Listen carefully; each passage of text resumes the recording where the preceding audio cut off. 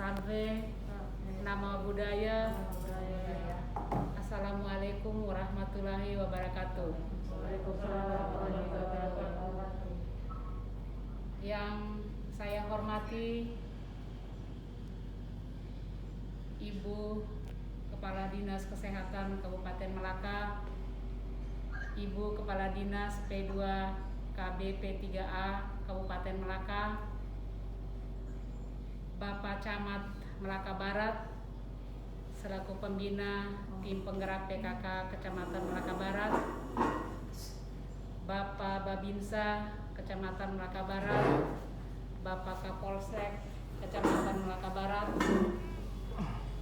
Yang saya hormati pula Bunda PAUD Kecamatan Melaka Barat, juga sebagai Ketua Tim Penggerak PKK Kecamatan Melaka Barat. Dan yang saya kasihi ibu-ibu Desa Bunda PAUD se-Kecamatan Melaka Barat yang hari ini dikukuhkan oleh Bunda PAUD Melaka Barat sebagai Bunda PAUD tingkat kecamatan. Puji dan syukur patut kita panjatkan kehadapan Tuhan Yang Maha Esa, karena pada hari ini kita semua boleh berkumpul meskipun dalam suasana yang berbeda dari yang direncanakan, namun itu tidak mengurangi arti dan makna daripada kegiatan pada pagi hari ini. Sejatinya kami harus berangkat tadi pada jam 9:30, tetapi karena ada berita himbauan dari Bapak PLT Kepala Dinas Pendidikan dan Kebudayaan tentang adanya sebaran COVID yang sudah lebih marak, terutama di Kecamatan Melaka Barat. Jadi kami mengambil keputusan yang mendadak untuk tidak menghadiri secara langsung acara pengukuhan pada hari ini, tapi kita ganti teknisnya melalui daring. Jadi saya mohon maaf atas nama pribadi, juga atas nama seluruh pengurus Bunda PAUD dan tim penggerak PKK Kabupaten, karena pasti sudah ada persiapan dari Ibu Camat bersama Ibu Desa, Bapak Camat, seluruhnya untuk kegiatan pengukuhan ini. Tetapi apa daya, mari kita mengutamakan ada prioritas daripada kehidupan ini adalah kesehatan. Jadi tanpa mengurangi arti daripada kegiatan pengukuhan melalui daring ini, mari kita tetap menerima kenyataan ini dengan lapang dada bahwa ini untuk kebaikan kita semua. Bapak Camat, Ibu Camat, Ibu-ibu Kepala Desa, serta hadirin semua yang saya banggakan. Di setiap kecamatan yang saya datangi untuk pengukuhan Bunda PAUD, saya selalu mengingatkan tentang pentingnya pendidikan anak usia dini. Karena anak usia dini ini adalah anak-anak yang pada usianya mereka bisa menyerap segala macam bentuk pendidikan yang mereka dapat dari rumah ataupun dari lingkungan sekitar. Istilah komputernya, memorinya masih full, masih kosong banyak. CPU-nya masih belum penuh. Jadi dia bisa menangkap apa saja yang dia dapat dari lingkungan sekitar. Kalau anak dididik dengan baik, maka tidak heran, tidak diragukan ketika dia besar pun, ketika dia sampai dewasa, hal yang dia dapat itu yang akan dia bawa dalam kehidupannya. Pendidikan anak usia dini ini bukan hanya menyangkut pendidikan etika dan moral, tetapi juga pendidikan jasmaninya, pendidikan karakter, pendidikan akhlak. Ya, jadi semua hal yang dia dapat dari lingkungan itu akan direkam dengan baik oleh otaknya yang memorinya masih cukup banyak untuk dia simpan segala-galanya. Nah, karena itu mengapa Bunda PAUD ini menjadi sebagai pemimpin, sebagai pembina, jadi dia sebagai yang dipercayakan untuk untuk membantu pendidikan anak usia dini. Jadi pendidikan anak usia dini sekarang sudah dibuat dalam pendidikan non formal.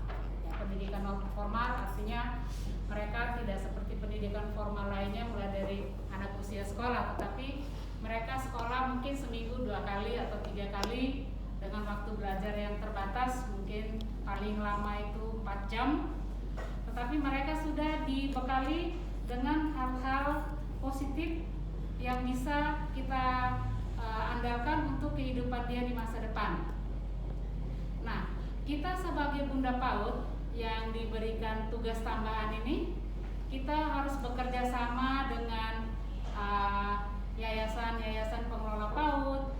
Kita harus bekerja sama dengan Dinas Kesehatan, dengan Dinas P2KB P3A, ya, juga dinas-dinas lain yang terkait, ketahanan pangan misalnya. Jadi di situ kita bisa bekerja sama untuk pembinaan anak-anak usia dini ini, mulai dari perkembangan fisiknya. Kalau perkembangan fisik berarti kita ada hubungannya dengan kesehatan dan juga dengan gizi. Dengan perlindungan anak, disitulah kita memberikan pendidikan yang lebih tentang pendidikan akhlak di sana, ya. Jadi kita perlu bekerja sama dengan dinas-dinas terkait, tidak bisa bekerja sendiri. Nah, apa peran Bunda PAUD? Kenapa dia diberi peran lebih? Karena Bunda PAUD ini adalah ibu-ibu yang juga adalah istri daripada pejabat pemerintahan yang diberi tugas lebih untuk memantau, memberi arahan, dan memberi contoh, ya, untuk pengelola-pengelola PAUD supaya memberikan pendidikan yang benar kepada anak usia dini. Bunda PAUD juga akan selalu berhubungan dengan masyarakat sekitarnya. Jadi kita di sini ada hierarki, ada Bunda PAUD tingkat kabupaten, ada Bunda PAUD tingkat kecamatan, dan ada Bunda PAUD tingkat desa. Nah, jadi mari kita bekerja sama, bersinergi dengan program untuk pendidikan PAUD ini. Pendidikan PAUD yang sudah digariskan oleh pemerintah, yaitu Dirjen PAUD sendiri sudah memberikan kita arahan untuk pendidikan PAUD. Nah, mari kita bekerja bersama-sama supaya meningkatkan pendidikan anak usia dini dari segala segi yang saya sebutkan tadi, supaya anak-anak yang kita hasilkan nanti, anak-anak yang akan masuk ke pendidikan yang lebih tinggi nanti, mereka sudah siap secara fisik dan mental, ya. Jadi ini tugas kita. Sekarang bagaimana teknisnya supaya kita bisa membimbing atau memberikan arahan kepada pendidikan PAUD ini. Sekarang sekolah-sekolah PAUD ada di mana-mana. Saya yakin bahwa hampir setiap desa ada pendidikan PAUD-nya, bahkan ada yang lebih dari 1. Saya tahu di Kecamatan Melaka Barat itu cukup banyak. Yang saya hafal satu adalah PAUD Nicholas Jaya, ya, PAUD apa namanya? PAUD Nicholas Jaya. Itu dia cukup mendapat perhatian penuh dari pemerintah, termasuk pemerintah provinsi. Saya belum sempat ke sana, tetapi saya melihat bahwa ada perhatian yang sangat istimewa dari Ibu Gubernur untuk perkembangan pendidikan anak usia dini yang bersekolah di PAUD Yayasan Nicholas Jaya tadi. Nah, ini saya harapkan bukan hanya PAUD Nicholas Jaya saja yang kita beri perhatian, tetapi seluruh pendidikan PAUD yang ada di Kecamatan Melaka Barat, seluruh pendidikan PAUD yang ada di Kabupaten Melaka, mari kita bersama-sama memberikan arahan, membimbing, memotivasi, ya, karena tanpa campur tangan atau peran daripada bunda-bunda PAUD, tentu pendidikan PAUD itu arahnya menjadi kurang jelas. Jadi maksud saya begini, mungkin kita di desa kita sudah punya program PAUD, mungkin ibu desanya sendiri bahkan ada yang menjadi pengelola PAUD. Saya lihat di Waminggu kemarin, ibu desa Lameang misalnya, saya contoh, itu beliau sendiri menjadi pengelola PAUD. Nah, jadi mari kita sama-sama dengan modal yang sudah kita punya, kita bersama-sama untuk memajukan program PAUD kita. Tidak hanya sekedar mengajarkan anak-anak untuk tahu huruf, tahu angka, bahkan ada yang bisa sampai membaca pada usia TK, tapi lebih dari itu. Saya sudah bilang tadi bahwa kita harus lebih menekankan pada pendidikan akhlak, pendidikan etika, selain pendidikan fisik jasmani. Jadi seperti itu. Jadi saya mengharapkan peran dari kita semua, mari kita bersinergi, bekerja bersama-sama. Apabila ada hal-hal yang kurang jelas, ada hal-hal yang ada di mana ada hambatan, mari kita duduk bersama-sama untuk membicarakan agar bisa mendapatkan solusinya. Nah, jadi sekali lagi Ibu Bunda PAUD Kecamatan, Bunda PAUD Desa, saya menghimbau kita semua, kita mendapat peran lebih, termasuk saya ya. Jadi kita bersama-sama untuk membimbing pendidikan PAUD ini, mendidik anak usia dini, membimbing anak usia dini untuk kita dapatkan anak-anak kita yang siap untuk memasuki pendidikan yang lebih tinggi dengan etika, dengan akhlak, dengan sehat rohani dan jasmani. Ya, saya tidak akan menggurui, tetapi saya meminta kita semua untuk saling bekerja sama karena pendidikan anak usia dini tidak bisa diremehkan. Selain memberikan pendidikan-pendidikan yang sifatnya formal seperti menghitung, membaca, menulis ya, kita juga harus memberikan juga pendidikan-pendidikan untuk peningkatan soft skill mereka. Ya, soft skill ini maksudnya keterampilan, ya, inisiatif. Jadi anak itu dari kecil sudah dilatih untuk punya inisiatif. Jadi dia punya inisiatif yang tinggi. Ya, jadi salah satu contohnya adalah memberikan lomba-lomba. Ya, anak itu dia senang sekali kalau mengikuti lomba. Bahkan ada yang menangis kalau dia tidak juara. Jadi itu hal-hal sebenarnya hal-hal positif yang perlu kita kembangkan. Jadi mungkin nanti lain kali saya punya rencana, misalnya kita ada lomba balita sehat misalnya. Nanti saya akan minta tolong Ibu Kepala Dinas Kesehatan, kita bekerja sama. Kalau bisa kita ada lomba balita sehat, lomba kreativitas anak misalnya menulis, atau lomba mewarna, ataupun lomba untuk alat-alat musik. Jadi ini untuk meningkatkan kreativitas daripada anak. Selain itu lomba-lomba juga meningkatkan sportivitas. Jadi anak itu nanti ketika besar dia juga akan bersifat sportif karena dari kecil sudah dilatih untuk menerima ketika dia menang, bangga ketika dia menang, dan dia menerima kekalahan ketika dia tidak berhasil. Nah, ini hal-hal kecil yang sebenarnya kita tidak perhatikan, tetapi itu menjadi dasar daripada modal dasar daripada pendidikan ketika dia berusia dini. Nah, selain itu saya kembali mengingatkan peran kita juga sebagai ibu-ibu PKK. Ya, ibu-ibu PKK itu tidak hanya sekedar menjadi ibu PKK saja, tetapi perannya lebih kepada peningkatan kesejahteraan keluarga. Jadi saya meminta, kebetulan ini semua ada ibu-ibu desa semua hadir, kita mari turun ke masyarakat. Kita turun ke masyarakat untuk melihat kondisi masyarakat kita. Karena ibu, ini peran ibu ini perlu kita tingkatkan. Sekarang kebanyakan ibu bekerja. Ibu bekerja sehingga tugas pokoknya banyak yang dilupakan. Belum lagi sekarang dengan kemajuan teknologi, ibu lebih banyak update status di Facebook daripada memperhatikan keluarga. Nah, saya sering lihat di Facebook, saya suka baca di Facebook. Jadi ketika anak sakit, dia bilang, aduh anakku panas. Kalau dulu ibu-ibu dulu lain, kalau anaknya sakit demam, apa dia cari obat paracetamol, atau dia bakar bawang merah kemudian diulek-ulek dengan minyak sedikit, kemudian anaknya habis dibalur dengan bawang merah. Nah, ini sudah beda sekarang. Kalau anak sakit, carinya update status. Ya, jadi ini yang kita harus kembalikan peran ibu. Ya, supaya ketika anak demam, ibu sudah tahu harus buat apa. Boleh update di status, tetapi update-nya mungkin begini. Ibu-ibu kalau di rumah tidak ada paracetamol ketika anak demam, bawang merah, bakar, kemudian diulek sedikit, bungkuslah di perutnya, misalnya seperti itu. Dia obat tradisional ya. Jadi sebelum mencari pertolongan, kasih dulu pertolongan pertama. Boleh update statusnya seperti itu.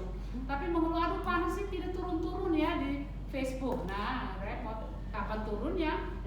Ya kan? Jadi seperti itu. Ini peran kita. Ini ibu-ibu PKK baik dari tingkat desa, tingkat kecamatan, tingkat kabupaten sampai dengan nasional ini, kita diberi tugas tambahan. Kita diberi amanah untuk bisa mengemban tugas baru, memotivasi ibu-ibu kita di desa, memotivasi ibu-ibu kita setingkat kecamatan untuk kita berbuat lebih, berbuat hal-hal yang berguna untuk pendidikan anak-anak kita. Teknologi tidak bisa kita abaikan karena itu sudah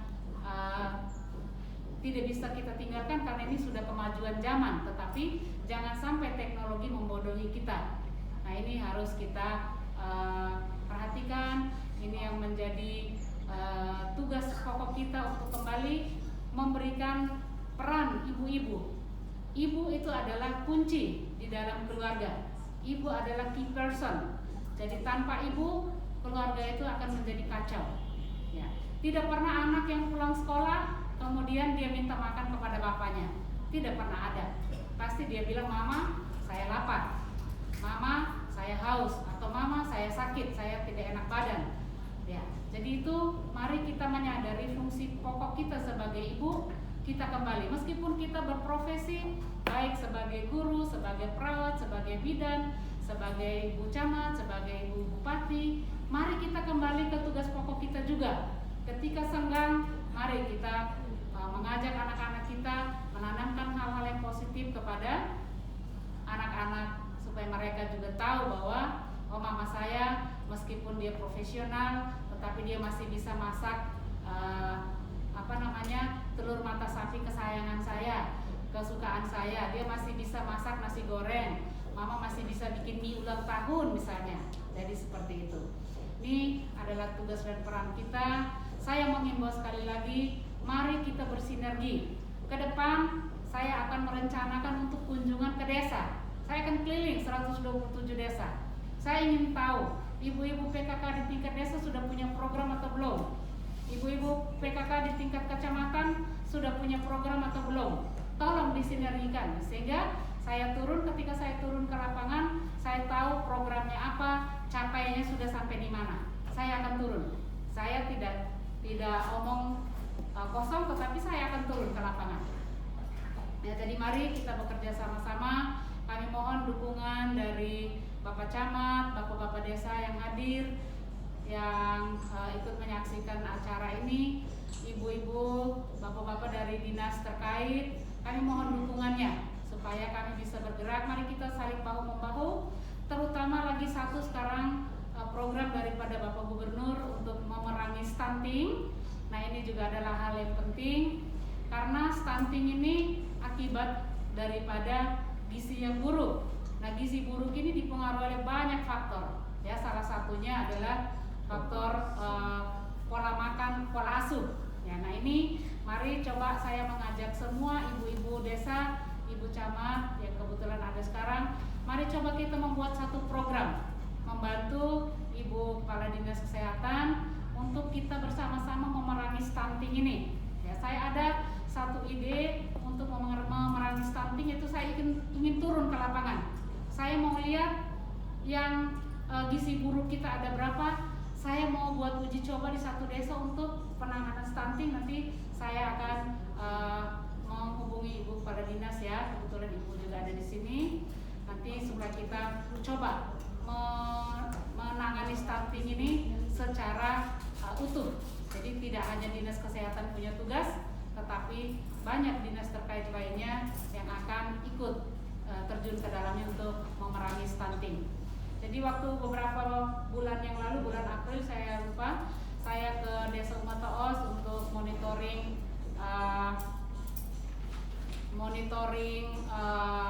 desa model Umataos.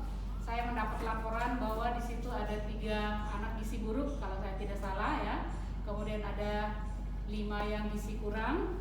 Setelah 3 bulan gizi buruknya sudah tertangani. Jadi khawatir tentang data ini, tetapi nanti kami akan coba cross check dengan Ibu Kepala Dinas Kesehatan supaya mari kita mencoba untuk melihat kenyataan di masyarakat. Kalau memang itu masih bermasalah, ayo kita bersama-sama bekerja untuk mengatasi masalah tersebut ya. Jadi kami dapat data terakhir bahwa gizi buruk di Melaka Barat ini masih ada 5 orang ya. Jadi mudah-mudahan ini cocok dengan data daripada Dinas Kesehatan sehingga kita bisa bersama-sama memerangi gizi buruk ini. Karena ini gizi buruk ini momok. Kenapa saya bilang momok? Karena maaf saya omong sedikit lama ya. Jadi gizi buruk ini kenapa saya bilang momok? Karena saya pegang data dari tahun 2003 hasil Riskesdas, riset kesehatan dasar dari 2003 sampai 2018. Kita NTT ini masih juara. Saya harap juaranya tidak ada di Melaka, mungkin di kabupaten lain. Jadi mari kita bersama-sama melihat kenyataan ini. Ini sebenarnya hal yang membuat kita harusnya kita menjadi tertegun karena ketika gizi buruk ini dia efeknya kemana-mana, ya. Efeknya ya salah satunya stunting, tetapi ada lainnya adalah kecerdasan, tingkat kecerdasan kita. Maka anak-anak, kalau anak-anak yang stunting ini biasanya mereka di sekolah itu, di pendidikan mereka pasti akan kalah dengan teman-teman lain yang gizinya bagus, yang tidak ada stunting. Jadi ini akan mempengaruhi pada tingkat kecerdasan.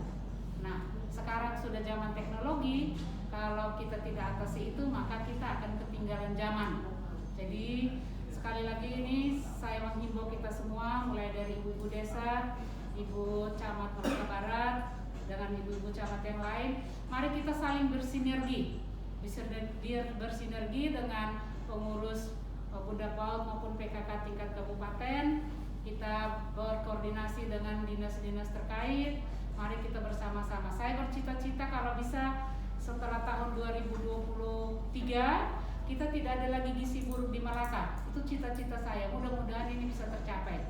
Nanti saya akan berkoordinasi kembali dengan Ibu Dinas, Ibu Kepala Dinas Kesehatan, Ibu Dinas P2K BP3A, juga ketahanan pangan, supaya kita bersama-sama mencoba mengatasi balita yang gizi buruk ini secara tuntas, ya. Jadi saya ada kiat tertentu, nanti saya akan membicarakannya secara khusus, tidak sekarang karena waktu kita terbatas. Mudah-mudahan paling tidak dari sekian banyak angka gizi buruk di Malaka, paling tidak kita mempunyai capaian 50% setelah 2 tahun ke depan. Itu cita-cita saya, mudah-mudahan ini bisa tercapai. Kita membantu pemerintah untuk menaikkan tingkat daripada kesejahteraan masyarakat, sehingga kita harapkan angka stunting, angka gizi buruk, gizi kurang yang menjadi momok untuk kita masyarakat NTT, khususnya Kabupaten Melaka, dapat kita tangani dengan